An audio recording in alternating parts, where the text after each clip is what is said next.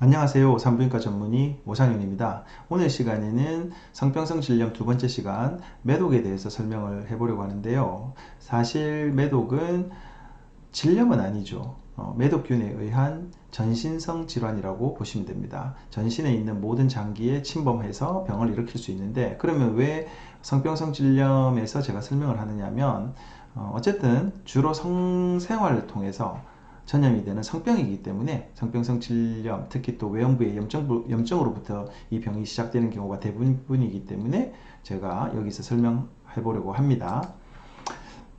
그래서 산부인과 교과서 65장 성병편을 보면 매독이 첫 번째 타이틀인데요. 영어로 이 문단이 적혀 있어요. 그래서 이 내용을 번역해 보면 매독은 유산 또는 조산의 가장 흔한 원인이기 때문에 임신 중 가장 중요한 합병증 중 하나다.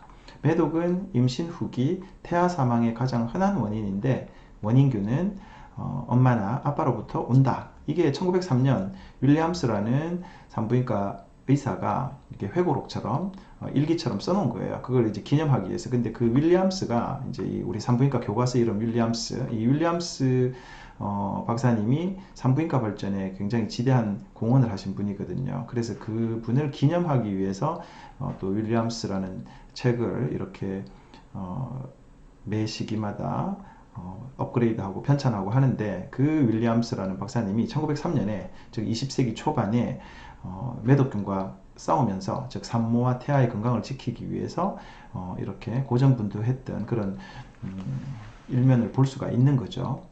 사실 이 매독균은 옛날부터 아주 역사적으로 오래전부터 있었던 거예요. 그래서 역사책을 보면 매독균으로 사망한 위인들이 꽤 많더라고요. 근데 이제 19세기 말 20세기 초 이렇게 오면서 이제 항생제가 발달하면서 이제 이 매독균과 치열한 싸움이 시작된 거예요. 그래서 많은 의사들과 과학자들이 이렇게 인류를 구하기 위해서 매독으로부터 많이 연구를 했는데, 이 윌리엄스 박사님도 산모와 태아를 이렇게 매독으로부터 구하기 위해 많이 노력하셨던 것 같아요. 어쨌든 매독은 산모와 태아에게 치명적인 균이기 때문에 골치가 아프다, 이걸 이제 그때 기록을 하신 거죠.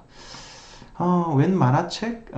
제가 만화를 좋아합니다. 그래서 이 닥터 노구찌라는 만화는 제 의대 저학년 때 읽었던 건데, 저는 그때 이 닥터 노구찌라는 의사가, 이 주인공이 노구찌라는 의사거든요. 가상의 인물인 줄 알았어요. 예, 근데 이 이제 노구찌라는 박사가 읽어보면 중간에 신경매독의 원인균을 밝혀내요. 당시 이제 신경매독 증상이 뭐 마비가 오고 그다음에 얼마 있다가 사망을 하게 되고 굉장히 사회적으로 문제가 됐던 질병 상태였던 것 같아요. 근데 그 원인이 뭔지를 몰라가지고 속수무책으로 이제 사망자가 많았는데, 이 노구찌라는 의사가 그 당시에는 이제 세균학자죠. 세균학자가 그 신경매독의 원인은 매독균이다라는 걸 밝혀서, 그래서 항생제를 이제 페니실린이라는 항생제를 가지고 치료를 하면 된다 해서 이제 뭐 이렇게 업적을 쌓았던 것 같아요. 근데 이 노구찌라는 박사가 나중에 시간이 지나서 제가 실존 인물이라는 걸 알게 됐어요. 그래서 이게 일본의 천엔 집회에 기념 인물로 나오더라고요. 그리고 1876년에서 1928년, 즉 18세기 말에서 19세기 초에 실존 인물이고, 또 일본에서는 아까 신경매독이라든지 뭐 확률 연구라든지 이런 그 세균학 발달에 지대한 공헌을 끼쳤기 때문에 일본 사람들은 좀 기념을 하는 것 같더라고요. 근데 어쨌든 저는 이 만화책 덕분에 매독균이 뇌로 전염되고 또 신경매독을 일으켜서 생명을 위협할 수 있다는 사실을 알게 됐고, 그 다음에 고학년으로 가서 감염내과 공부를 할 때 좀 더 매독균을 공부를 더 잘할 수 있었고 시험도 잘 받았던 것 같아요. 그러면 이제 우리나라의 매독 환자들은 얼마나 발생되는가? 이 나라지표라는 이제 index.go.kr이라는 홈페이지를 가보면 우리나라 이제 여러 가지 통계 자료를 정리해 놓은 사이트가 있거든요. 거기서 법정 감염병 발생 현황, 이제 법정 감염병이라고 하면은 뭐 살모넬라, 뭐 장티푸스, 뭐 그다음에 뭐 메르스, 코로나, 결핵, 뭐 여러 가지 균들이 있어요. 그래서 법정 감염병이라고 해서 좀 관리하는, 국가가 관리하고 의사들이 신고를 해서 전 국민들에게 이렇게 전염되지 않도록 이렇게 하는 그런 균들이 있는데, 거기 통계표를 보면 뭐 2011, 2012, 2014 매년 그 발생자 수를 통계로 나타내 줘요. 그러면 이제 매독, 결핵, 한센병, 뭐 에이즈, 뭐 결핵, 메르스, 코로나 뭐 이런 것들이 쭉 있겠죠. 법정 감염병은 되게 많거든요, 종류가. 그 중에서 우리는 이제 매독균에 대해서 최근 지표 2016, 2017, 2018 이 발생 건수를 보면 뭐 1,500명, 2,000명, 2,200명, 뭐 1,100명 이런 식으로 대충 평균 내보면 매년 1,500명 정도가 발생되는데, 그러면 이제 이게 남녀 다 포함한 수니까 그럼 여자는 그 반쯤 되는 750명? 그러면은 대충 우리나라는 1년에 한 7, 800명의 여성이 매독에 감염된다. 이렇게 조금 이해하시면 되겠죠. 이건 뭐 통계니까 또 그 다음 해는 바뀔 수는 있겠죠. 그렇지만 이 표를 보면 줄어들고 있는 것 같지는 않아요. 계속 늘고 있어요.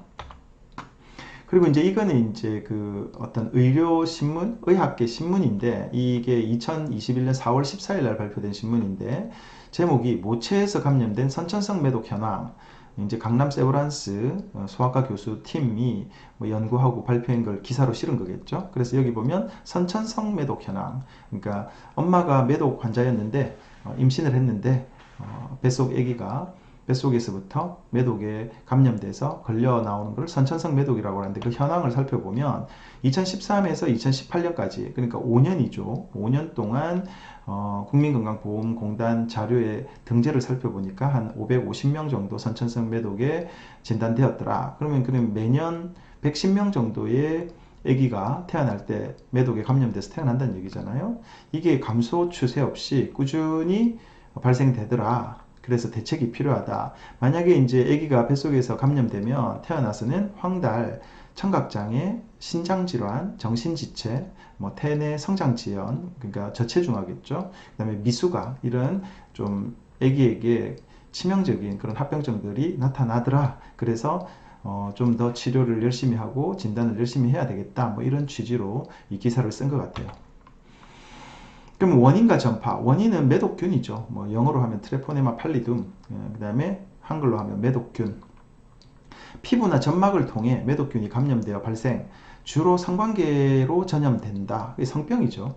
질, 항문성교, 그 다음에 구강성교에 의해서 전염되며, 성교가 없더라도 점막이나 피부와 매독균이 접촉하면 전염될 수 있다. 그래서 키스나 뭐 목욕탕의 물에서도 전염된 사례가 있다는 등 굉장히 전파력이 강하다. 좀 주의를 해야 되겠죠.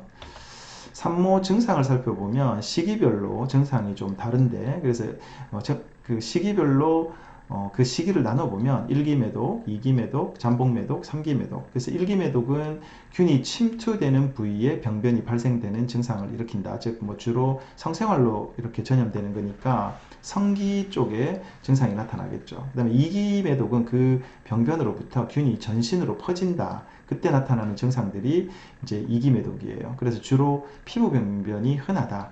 그 다음에 잠복 매독. 근데 이제 이 1기 매독, 2기 매독을 치료를 안 하면 일정 시간이 지나면 또 증상이 사라져요. 이 치료가 되는 게 아니라 체내로 숨는 거죠. 그래서 증상이 사라진 상태로 검사로만 진단되는 것을 잠복 매독이라고 한다. 우리가 이제 건강검진을 한다든지 이렇게 임신부처럼 임신 초기에 산전검사를 일괄하게 될 때 매독 검사를 하거든요. 근데 그때 이제 검사로 매독이라는 걸 알게 되는 거죠. 그게 잠복 매독. 3기 매독은 이제 이 잠복 매독의 시기를 지나서 내부 장기, 여러 장기로 전염되는 것을 3기 매독이라고 해요. 뭐 눈이나 뼈나 심장이나 아까 제가 만화책에서 봤던 것처럼 뇌로 전염되는 그런 걸 3기 매독이라고 하죠.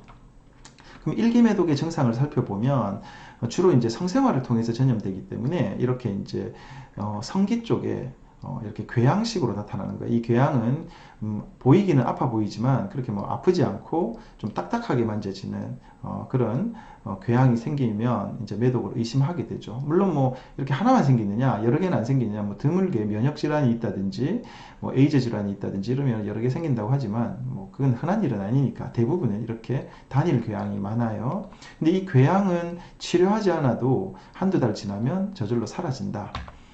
그리고 이제 그 궤양이 사라진 후에 또 시간이 얼마 지나면 이렇게 전신 피부에 이제 증상들이 생기는데 손발바닥에 반점 이렇게 이런 반점들이 생기고 근데 이 모양이 좀 약간 타겟 모양, 관형 모양으로 생긴 게 특징이라고 해요. 그 다음에 이제 얼굴이나 이런데 피부에 동글동글하게 이제 또 반점이 생기죠. 그 다음에 이제 이번에는 한 개의 그 궤양이 아니라 외형부에도 여러 이렇게 병변이 번지듯이 이런 식으로 생기는데 사실 저는 뭐 이렇게 심한 피부 병변의 매독 환자를 본 적은 없어요.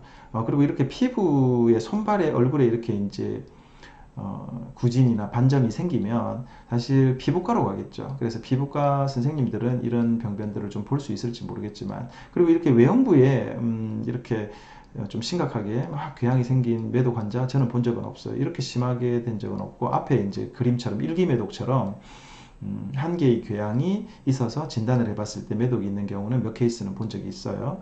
근데 이제 이게 전신으로 퍼지는 시기이기 때문에 이렇게 발열, 권태감, 두통, 근육통 그러니까 몸살 하는 것처럼 감기 몸살 하듯이 증상이 동반될 수 있다. 라고 되어 있고 잠복 매독은 뭐 증상이 없는 거 3기 매독은 이제 내부 장기로 전염되는데 그 장기에 따라서 증상이 다르게 나타나겠죠. 뭐 눈에 침범하면 실명될 수도 있을 거고 뭐 뼈에 침범되면 통증이나 골절이 일어날 수도 있는 거고 뇌로 전염되면 뭐 신경 증상이 생긴다든지 마비가 온다든지 뭐 그럴 수도 있겠죠. 그래서 증상들은 이렇게 시기별로 좀 다르게 나타날 수 있다. 그러면 이제 임신에 미치는 영향 우리는 이제 임신부를 대상으로 지금 매독을 설명하는 거니까 임신을 했을 때 산모가 매독에 걸리면 어떤 일이 생기냐면 조산, 그다음에 뱃속 아기가 사망, 아기가 잘 안 자라서 저체중아, 그다음에 아기도 감염돼서 감염된 아기로 나올 수가 있는 거죠. 그다음에 선천성 매독, 이제 선천성 매독이라는 거는 이제 뱃속에 있는 아기가 감염되는 거예요. 그러면 이제 어떤 증상들이 생기냐면은 균이 사실 이 매독균은 태반을 통과해서 잘 침투하거든요 애기한테. 그래서 간이라든지 비장이 비대하고 비정상적으로 막 커지는 거죠. 그리고 이게 간이나 비장이 비대되면 혈구세포가 파괴가 돼가지고 빈혈이라든지 혈소판 감소증이 생겨요. 그리고 또 이 빈혈이 생기면 아기가 잘 부어요. 또 빈혈이 생기면 심장이 빨리 뛰어야 되기 때문에 여러 가지 이제 이런 태아 수종, 그 다음에 복수가 생기고 양수 과다, 그다음에 또 태반에 또 이 매독균이 침범을 하면 태반이 비대해서 혈액순환이 안 되게 되거든요. 그럼 이 여러 가지 상황이 아기 입장에서 보면 병에 걸린 거잖아요. 그러다 보니까 뱃속에서 시름시름 앓다가 사산되는 경우, 그러니까 전반적으로 전신 증상을 일으키면서 뱃속에서 아기한테 좀 끔찍한 결과를 초래하죠. 그래서 이런 걸 이제 초음파로 보면 지금 이 초음파 사진을 보면은 이 하얀 선 테두리가 보이나요? 이렇게 이게 아기 피부선이에요. 그리고 이제 아기 그 체내 실질하고 이 피부 사이에 물이 이렇게 들어가서 부어 올라온 거죠, 피부가. 그래서 수종이 생기고, 그 다음에 이제 이 그림은 요게 아기 그 배 피부고, 요거는 창자죠. 그리고 그 사이에 까맣게 보이는 게 복수. 복수가 가득 차가지고 배가 빵빵해진 이런 소견들을 볼 수가 있는 거죠. 물론 뭐 또 각 초음파를 장기를 보면 간이 비정상적으로 커져 있다든지 뭐 이런 소견들도 볼 수가 있고 양수도 굉장히 많은 게 볼 수가 있고 아니면 뭐 또 아기 심박수가 떨어진다든지 아기가 스트레스 받고 있는 그런 소견들도 나타날 수 있겠죠. 신생아 매독 그러면은 이렇게 뱃속에서 감염된 아기가 태어나면은 그 태어난 아기는 어떤 증상을 일으키냐면 황달, 그 다음에 점상출혈, 뭐 점막 같은 데서 이제 피가 날 수 있고, 그 다음에 자반이라든지 피부에 어떤 이렇게 뭐 두드러기 비슷하게, 발진 비슷하게 이렇게 피부 병변이 잘 일어나고, 임파선이 부어오르고, 비염, 폐렴, 그 다음에 심근염, 신증, 신증은 신장질환이죠. 그 다음에 장골합병, 그러니까 뼈가 이렇게 매독균에 침범이 돼가지고 뼈에 병변이 생긴다든지 이런 여러 가지 전신 질환을 일으킬 수 있어요. 그래서 이제 딱 태어났을 때 피부에 이렇게 병변이 생기면 피부가 얼룩얼룩하거나 손발바닥이 뭐 이렇게 벗겨지거나 반점이 생긴다든지 이렇게 막 튀어나와서 만져지는 구진이나 이런 것들이 또는 뭐 노듈 이렇게 예, 그런 피부 병변들이 잘 생기죠. 이렇게 피부 병변들이 이렇게 우선 이렇게 보이면 약간 좀 애기 보기가 아파 보이고 끔찍해 보이고 징그럽게 보이고 이렇게 이제 딱 애기가 병에 걸렸다는 걸 알 수가 있는 거죠. 이제 이 그림은 구글링을 해보니까 이제 이 그림이 선천성 매독을 전반적으로 잘 나타내주는 그림이라서 발췌를 해봤어요. 그래서 아기가 이런 시기에 수종이 생겨서 이런 이제 사산된 경우, 그 다음에 태어나더라도 이제 생존한 아기에서는 태어나서 이렇게 뭐 코나 입에서 지저분한 분비물이 많이 나온다든지, 간이 이렇게 뭐 커져서 비대된다든지, 이제 얼굴이라든지 뭐 손이라든지 발바닥에 껍질이 벗겨지고 발진이 생긴다든지, 아니면 뼈에 침범을 해서 뼈가 휘어져 보이고 뼈가 잘 골절된다든지 이런 병변들이 생기고, 또 아까 복수가 찬다고 했잖아요. 그래서 태어나면 배가 빵빵하게 이렇게 보인다든지, 그래서 엑스레이를 찍어보면 뼈가 이렇게 좀 먹은 것처럼 이렇게 쥐파 먹은 것처럼 뼈가 약해져 가지고, 이런 경우라면 아기 성장에도 좀 문제가 생기겠죠. 그럼 이제 이 임신부에서 매독을 어떻게 진단할 것인가? 임신 초기에는 매독 선별검사, 그러니까 뭐 많은 임신부들이 임신 초기에 피검사를 하잖아요. 그 피검사 항목들을 임신부들에게 물어보면 잘 모르시더라고요. 근데 어쨌든 알든 모르든 산부인과 의사는 기본적으로 매독 검사를 일괄 모든 산모에게 해요. 그 중에 이제 비트레포네마 검사라고 해서 VDRL이나 RPR 이런 검사들을 하게 돼요. 뭐 VDRL을 해도 되고 RPR을 해도 되는데, 이게 이제 비트레포네마 검사, 즉 트레포네마 균이 매독균이잖아요. 그러니까 트레포네마를 직접 분석하는 게 아니라 이 비트레포네마 검사는 매독균에 손상된 세포가 있는지를 검사하는 거거든요. 예. 근데 이제 이 결과가 정량화되어서 농도로 표현된다. 그래서 뭐 1대1, 1대4, 뭐 1대8, 1대16 이런 식으로 거의 4배수로 이렇게 농도 표현이 되는데, 이게 숫자가 높을수록 활동도가 높은 거예요. 그러니까 매독균이 많이 있다는 뜻이죠.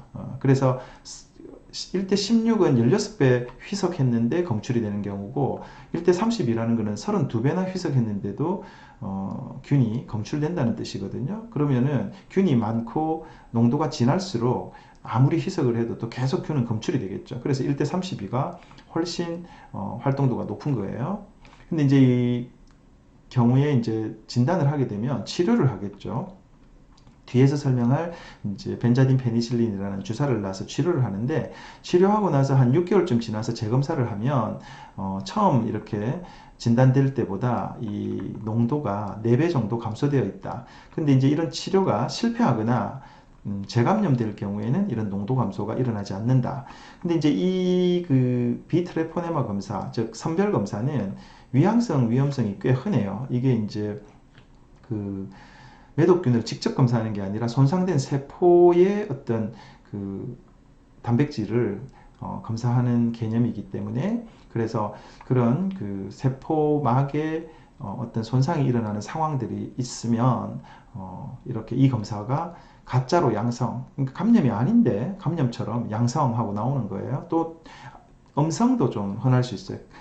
매독균에 감염된 지 얼마 안 돼서, 보통 이게 이제 항체가 생기려면 한 4주에서 6주 정도 있어야 되는데, 만약에 그 이전 시기에 검사를 해버리면 매독임에도 불구하고 놓치게 되는 거죠. 그래서 위양성, 위험성이 꽤 흔하다. 그래서 검사가 이렇게 나온다 하더라도 어떤 전반적으로 뭐 증상이라든지 이런 걸 종합해서 잘 해석을 해야 된다. 뭐 이런 소리죠. 그리고 또 이게 여기서 이 비트레포네마 검사, 선별 검사에서 양성하고 나왔다고 해도 100% 매독이 아니라는 얘기예요. 이제 그러면 임신부의 그 VDRL 비트레포네마 검사가 양성이면 이제 그 다음 단계로 뭐 병원에서는 정밀 검사를 해봅시다 라고 하지만, 그 다음 검사는 이제 이 트레포네마 검사예요. 그러니까 이제 매독균에 대해서 직접적으로 항체가 있나 없나 이런 걸 검사하는 게 트레포네마 검사거든요. 종류로는 FTA, ABS, TPHA 이런 게 있는데, 저는 뭐 FTA, ABS를 주로 하는데, 그래서 그 매독균에 특이적으로 대응하여, 그러니까 매독균을 직접 매독균에 대한 항체가 있는지 없는지, 그래서 FTA, ABS, IgG, IgM 검사 항목으로 검사를 하고, 그 다음에 이 트레포네마 검사는 대개 평생 양성으로 남는다.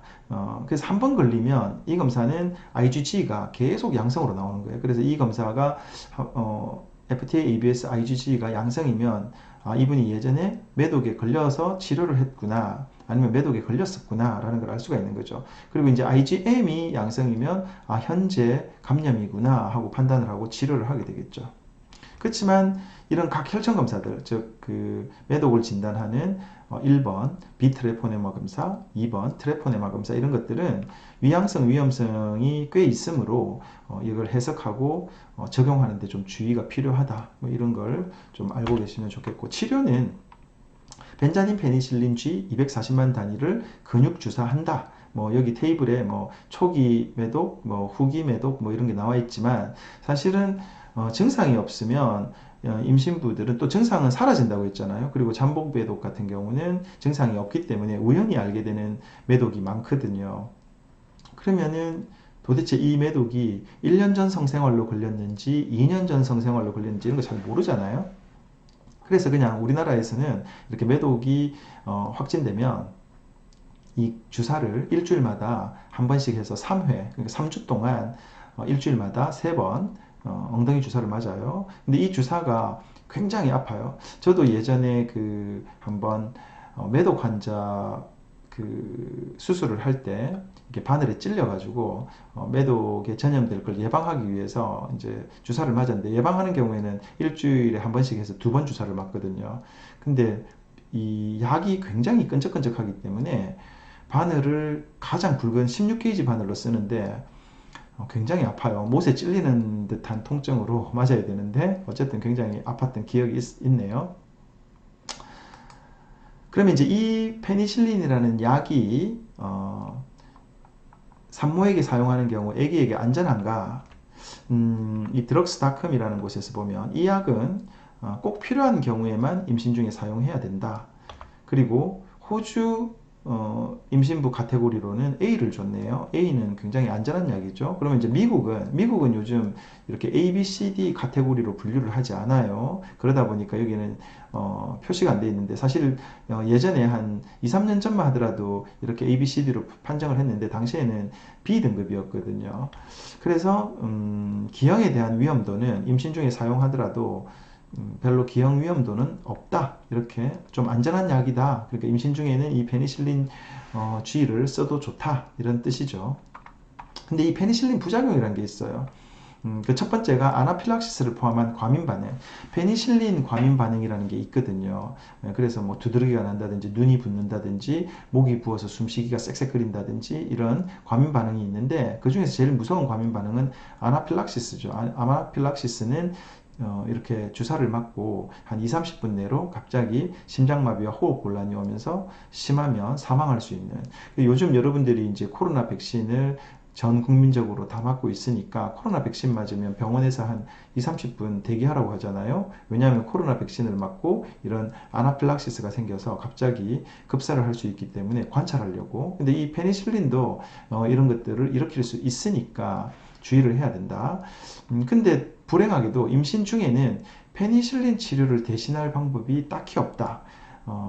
임신부가 아니라면 아지스로마이신이나 클린다마이신, 뭐 클레리스로마이신 이런 그 다른 항생제로도 치료를 하긴 해요. 물론 뭐 페니실린이 제일 좋은 그 치료법이긴 하지만 과민 반응이 너무 심하면 못 쓰는 경우도 있잖아요. 그래서 뭐 그런 아지스로마이신이나 클레리스로마이신 같은 다른 항생제를 쓰기도 하는데 그런 약들은 임신부에게 못 써요. 예, 그런 약들이 태반을 통과하지 못하기 때문에 아기 치료가 안 되는 거예요. 이 페니실린은 태반을 잘 통과하거든요. 그래서 산모도 치료하고 아기도 치료할 수 있는데, 근데 이제 다른 약들은 안 되는 거죠. 그래서 임신 중에는 페니실린 치료를 꼭 해야 되는 거예요. 그래서 다소 과민 반응이 있으면 경구, 약물, 탈감작 진행 후, 이게 무슨 말이냐면 먹는 약으로 아주 조금씩 일정 시간을 두고 계속 먹이는 거예요. 그래서 좀 무뎌지게 과민 반응이 약화되도록 탈감작을 시킨 후에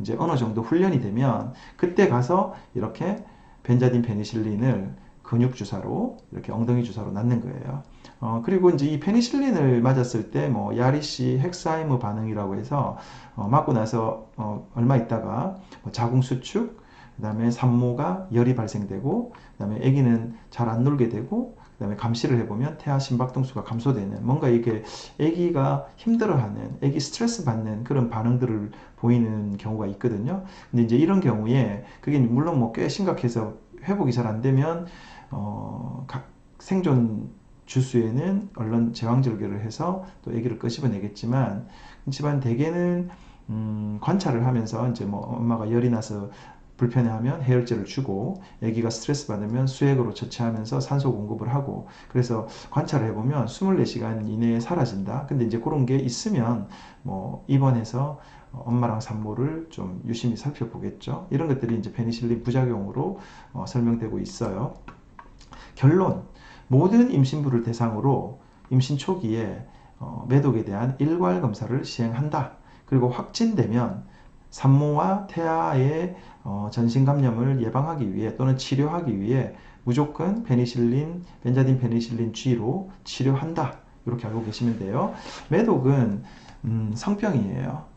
그리고 성병에 국한되지 않고 산모랑 태아에게 전염되어서 전신질환을 일으킬 수 있어요. 그리고 그 결과가 사망에 이를 수 있는 참혹한 결과를 일으킬 수도 있죠.